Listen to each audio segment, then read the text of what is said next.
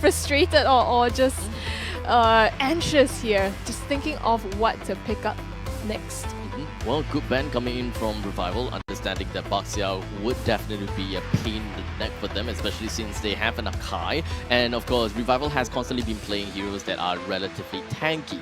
But with Estes coming into the pool, that means that they would want to play more onto sustainability, which is definitely something that Baxia will be able to counter with the Tortoise's Persons.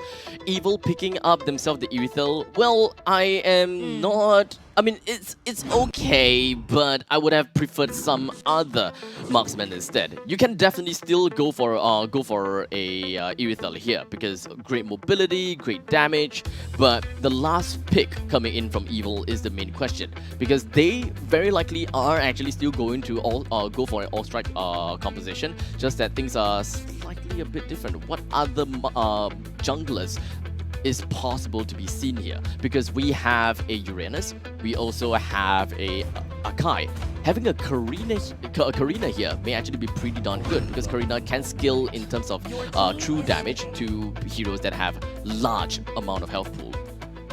Wow, Revival picking up the Sicilian. I think this was really the composition that helped them win against Zion. So it feels like if it ain't broke, don't fix it, you know? Going for exactly the same thing, really playing for late here with this Sicilian. You gotta give time to scale up, and Abstract, you're absolutely right. They're going into the Karina, which is also a good pick given that Evil is a little bit, they don't have that sort of tanky front line. So in this case, Powerful can close that gap some. And I think Irithel was actually, I think, a good pick because in this case, if Estes is just going to heal up, other marksmen like Claude with that burst damage isn't going to work because once you spend that, you are basically almost useless, right? Yeah, good point. Whereas Irithel can kite around this draft here, especially with the heavy spin, and potentially survive that and then re-engage and try to dish out the DPS that they need. So, how do you guys feel about this draft?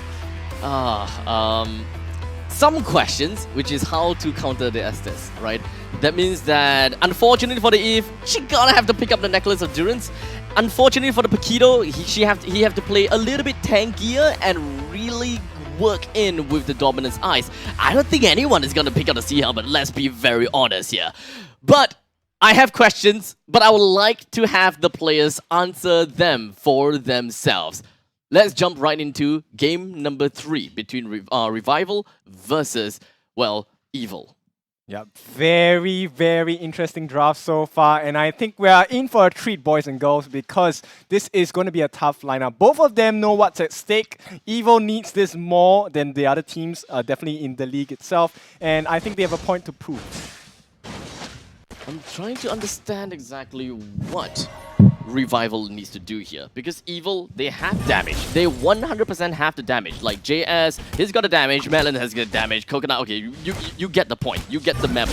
Well, for Revival, they gotta have to knock down every single one of the members from Evil. So for Evil, it's like deal damage so fast that the opponents, well, can't respond to it. While Revival is kind of like, let's sustain so long that their damage could not keep up to us. Which is exactly is the correct formula? Which one is the stone and which one is the paper? Well, I think Revival has to be very careful about their laning phase, right? In order for this lineup to work, they need the advantage in farm and experience. So perhaps that is what you'll try to work against. It's better to be at a level advantage and have the heals available for your Moonlight Immersion, and I think Revival wants to play around that.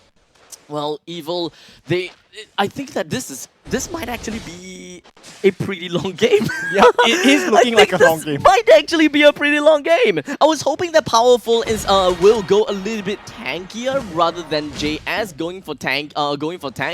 But they're not exactly playing that kind of hybrid composition. I have someone to go into the. I have someone to really soak in the damage and then have the other person do the damage. This one, they all wants to deal the damage.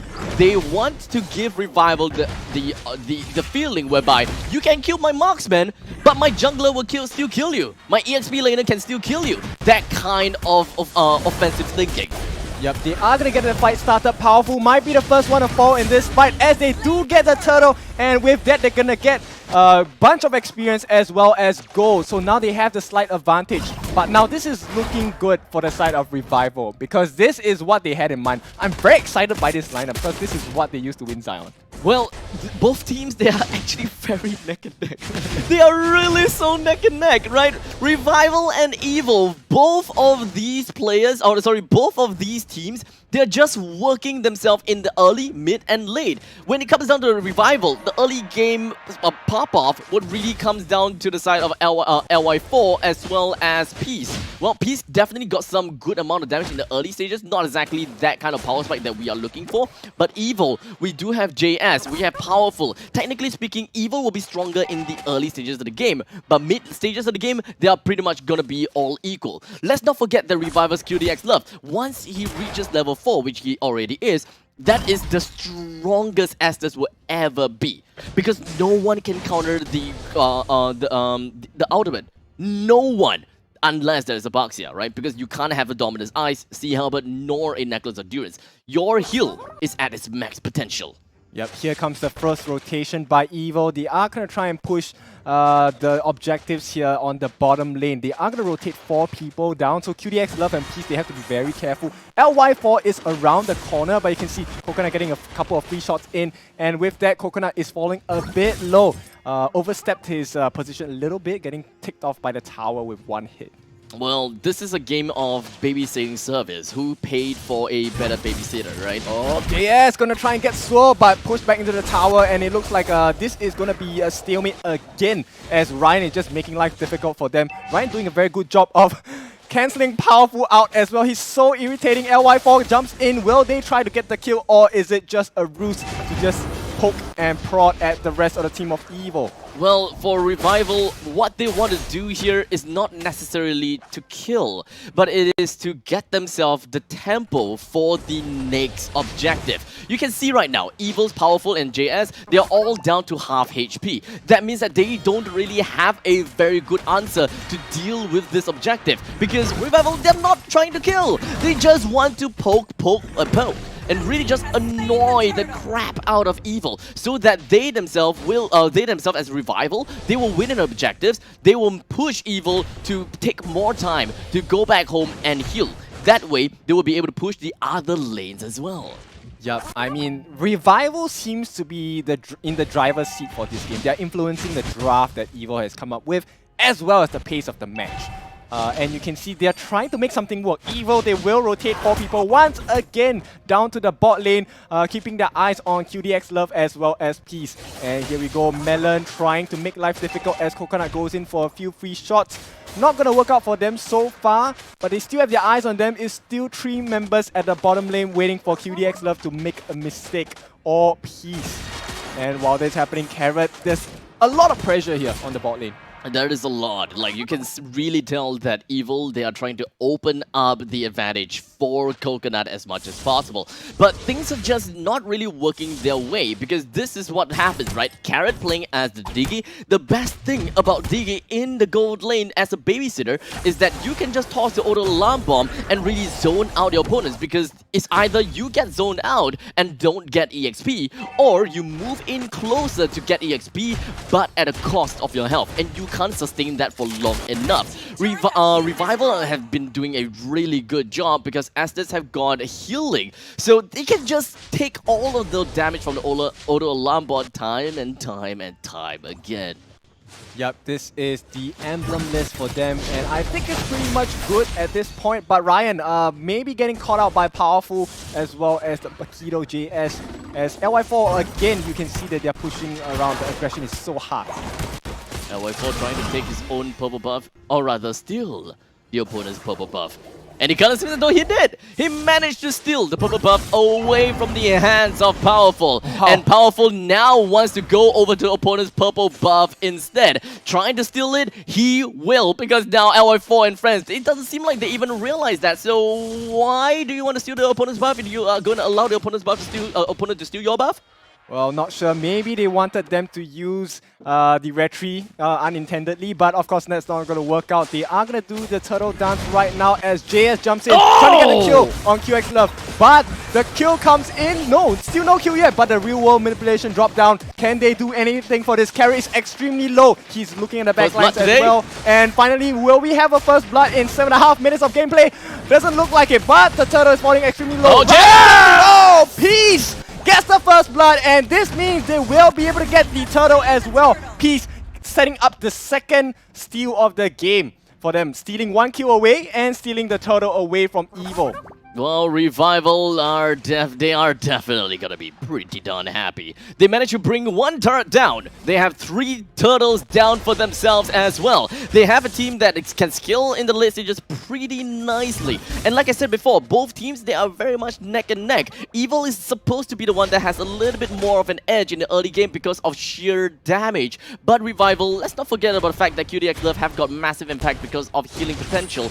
But QDX Love has been sticking onto Peace most of the time. So when it comes down to the roaming duo, which is normally supposed to be roaming trio, in this case, both teams are playing in the roaming duo. Melon and Powerful, they can roam together pretty nicely. But for Revival, they don't really have that kind of luxury with the Akai as well as Swirl, because Swirl really pops off a bit more towards the later stages. Yeah, LY4 making life extremely difficult for Powerful. Not only did he take the purple buff, he's going to secure his own right now.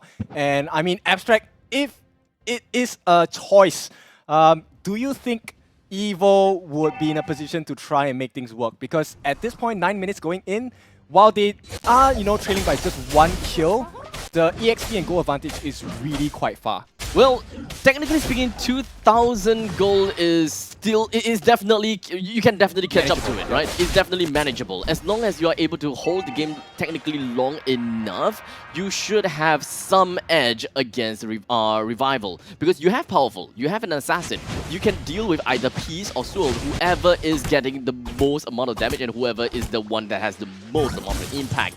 JS can actually get close to Peace a lot easier than getting close to Swirl. So I believe that Powerful's job really is to deal with Swirl, and the rest of Evil's team is to deal with the front liners. So no matter what, Evil is still have foot in this game. They can still come back despite the 3,000 gold disadvantage. Yep, I mean, after you can talk to me about the positioning of the crew on Evil, right? We know that in Game 1, Game 2, positioning is one of the core things. They have to deal with a heavy spin from LY4 again, and this is, I think, is really risky for them. Yeah, but let's not forget that we do have Time Journey as well. So as long as Revival really tries to lock down the Evil, Carrot can go for a very defensive ultimate. And once he goes for an ultimate, no one is going to be stopping Evil. They can just really rush down onto Revival. The only thing that is kind of like an irony or a contradiction is that when you're playing as a Diggy, the thing that you want to do is pop off the Time Journey and rush into the face of the opponents if you are using it as an aggressive Time Journey. But Melon, playing as a Yves, imagine this. Having the Time Journey and then you are just there, playing tic-tac-toe. I mean, it works. It definitely works because you are not going to be distracted. You are not going to be cancelled through your RWM. You're just going to keep whoever's in the grid. So you have to play exactly where you are. I think Evil is doing a very good job of kiting out the rest of Revival. They're not allowing the Lord to be started at all. Probably waiting for JS ultimate cooldown before they try and engage this in a 5-on-5. Well, it's kind of tough for me to even have a bias as to who has a better lineup, right? Revival, they have a lineup that can play in a very in a split push manner, but they technically wouldn't want to do that as well, right? Because when it comes down to Uranus, you can play split, but you have an Estes onto your side too. So if you want, you can actually play with your team. You should technically play with your team. But it's also a contradiction because Evil, they have heroes that can do a very good job in skirmishes and clashes. So even I myself don't quite have an answer for both Revival and Evil. What exactly is the thing that they should be looking out for? The objectives may very well be the answer. That's right. I mean, based on what we were talking about earlier today, right? We won't be able to see how much of the draft will work out until we take a look at the execution of both teams. And so far, it looks pretty clean, right? No big mistakes from either team. Hence, we only had our first blood 8 minutes in. It's still 1-0 at this point. But I think it could be swinging in Revival's favor soon. This is not the kind of game that I am used to, actually. Especially when it comes down to Singapore meta, we have a lot of mindless killings. But for both of these teams, Revival and Evil, there's not a lot of mindless killings. In fact, we don't even have much killings. But maybe now we should be able to see a bit more killing as Melon HP drops all the way down low. Yep, Sword gonna push him away as the Lord is falling low as well. Heavy spin committed, and looks like they do get the Lord. And now this is a time for Revival to back off. But they are so low on the side of Evil. What's happening? JS is looking at all 5 members in the face, but the heal comes out. Immersion is gonna help survive the team on the side of Revival, and this is, I mean, so much action, and we just got 1 kill. Just 1 kill, right? The Blessing and the Moonlight Goddess coming in from a Revival definitely helped them to a certain extent to extend their life force just a bit longer. Just trying to play a little bit like a squeaky mouse. He wanted to go in and snipe off someone. I think he wanted to snipe Peace off, but it did not work out for him. He's going to lose his head, and JS is, well, not going to be present to deter the Lord. Yeah, Revival's lineup is pretty scary because it amplifies every single mistake you have, and with that, the real-world manipulation could be dropped down to slow down the push from the Lord, and it looks like this defense is going to be successful. Yep, at least for now, right? Revival, they do have the Uranus just pushing up to the top lane. The second tier defense turret is definitely going to go down, but no one can defend this middle lane turret as well. What is going to be working out for them is going to be the fact that their inhibitor turret will be gonna be a-okay. Evil, they do have high ground. Revival, they do have high ground as well. Both teams have good defensive capabilities thanks to Sicilian as well as Yip respectively. They both can clear creep waves. They both can zone people out. In fact, their win condition is very similar. It's almost like a mirror. It's just that the only difference is they have different heroes. Yep. LY4, I think going into the next fight, he's going to be trying to look for Carrot, try to get Carrot away. You see how well that fight was done when Carrot is unable to use a time journey. He got the heavy spin off and just really wrecked the team of Evil. So I think he will be looking to replicate that. LY4 as well as Riot, they are undoubtedly going to be pretty darn tanky. Coconut should not have a Demon Hunter sword by now. I believe he should not have it. So the only one that can really deal with these tanky heroes is going to be Powerful. But Evil, knowing how they play, they should be kind of like a death ball. The way they play should be a death ball. They will want to send Powerful over to the backline to deal with, to deal with the backlines. JsisJejsj can deal with the backlines as well, but they can also have a pretty strong control in the front lines thanks to Coconut as well as Melon. The main thing is that they need to keep Coconut and Melon in a right spot, ensuring that they are always safe and dealing damage onto the front lines. And if they are able to catch up QDX Love, the better it is. Yeah, I mean, QDX Love, that you mentioned, will be the prime target, right? And of course, on the side of Revival, like you said, protecting Carrot and Melon is the 2 most important objectives on the side of Evil. And we know how Melon is playing in the previous game 2. Melon was just... He's mostly just playing around, I would say. He really just playing around and not wanting to do much. He doesn't really want to go and overextend himself in most situations because his position is very important. RWM is very important for the survival of Coconut as well. Yep. Otherwise, if they don't have RWM, they gotta work with Time Journey. And looks like they will get the Lord started. The Lord dance is happening already for the side of Revival. And you can see they are trying to play around the wave management as well. Uranus is going to be looking down the mid lane. Wow, LY4 and the rest of the team, they will get this Lord underway. Already down to 24,000 in health as Ryan looking at the back lines. He's going to try and bait out as many skills as possible. His heal comes in. He's going to try and catch the rest of the back line on Evil. Oh, no. And here we go. They are pushing them out, but they're not going to commit for this. They need the Lord. The Lord is more important at this point as the Moonlight Immersion going to come in. They do get it, but the kill comes in as Sword is so low. He's being chased down. They do get the kill, but the heavy spin is committed as well. Can they get this and win the fight on the side of Revival? This is the marker for the victory as JS going to be forced to back away. He's super low as well. He does have access to immortality, but with that, Revival losing 1 for the Lord. Hey, the fact that they managed to kill Switled is quite something already.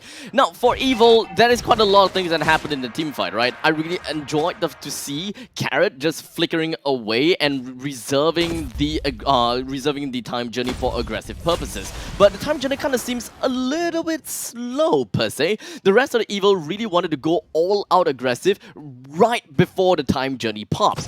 But they only started to be super aggressive once the time journey popped. You know, one is before, one is after the time journey. So Evil, they still gonna have to work down more on their momentum. They're gonna have to work onto their communications as well, when it's gonna be the perfect time for them to spring into action.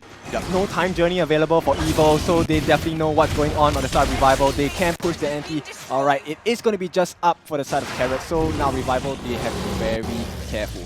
Well, unfortunately for Evil, they don't have an endless skilling hero, while Revival has. That is going to be the Sicilian. Let's not forget, Evil, their lineup is very squishy. So if you allow Swirl to go into endgame state, then you're just gonna be melted down by the bad impact. You can definitely skill in the late stages with Coconut as well as, well, Powerful, JS, they all have great amount of damage, but only Coconut skills very well over to later stages of the game. While Revival, you have a very tanky, sustainable late gamer in the name of Uranus. You also does have Swirl that plays as the Sicilian, which I have mentioned before. Yep, I think at this point, Revival is just simple wave management for them, right? But, you know, Abstract, let's talk about Evil. I think they have a lot of things to go up against. There's many things they need to consider. They need to take care of Ryan and QDX Love on the heals. And while that is happening, they have to deal with Sword as well as Kisu dealing damage all the way. Now, actually, the thing is, Evil, they don't really need to care so much about QDX Love's healing. Because for them, they have an abundance of damage. What they would want to do is that they call out someone, call that person out, and everyone tackle him. That healing from the Blessing of the Moonlight Goddess wouldn't even be able to catch up to amount of damage. And you can't, and you would end up forcing QDX Love to expand the ultimate just to heal one person.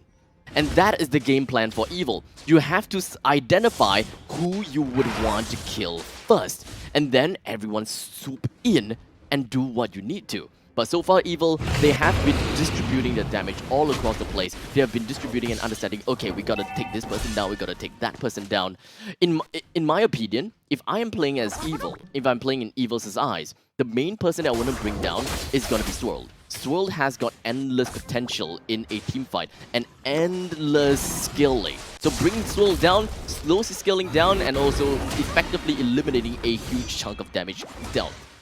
Yep, Sword, I think you can see the positioning, gonna miss the Sanguine Claw here, but he has his eyes on Carrot. He wants to get rid of Carrot before this whole fight starts. So they want to make sure that LY4 has as little mental stress as possible. You can see the way they're positioning so far. Carrot just showing himself, while the rest of Evil, they're gonna secure the positions on the brushes around. It's falling a bit low already. The Lord already down to half health, as Ryan gonna keep his eyes on Melon as well as Jay, as they know they need to get rid of Melon, make sure that nothing is available on the side of Evil. And you can see Powerful already setting up in this side, and Revival going to be very patient with this. Evil, they don't really have a proper way to engage. They don't really have a very good idea how they will want to bring Swirl down, especially since Ryan is right in their faces, up their nose, and just causing them all forms of nosebleed. The Lord has already found himself at 20,000 health, and Evil, they are keeping their eye out. Powerful is hiding in the jungle. As he slowly twirls his blade, no one knows that he's in there right now. Until now, he showed himself a bit. Yeah, we are gonna try and be a bit more careful on the side of Revival. They want to make sure that moment that they can jump, right? Waiting for the whole side of Evil to group up for the sword. And Melon is falling a bit low, but here we go. If they're gonna get another catch on Melon, he's probably dead.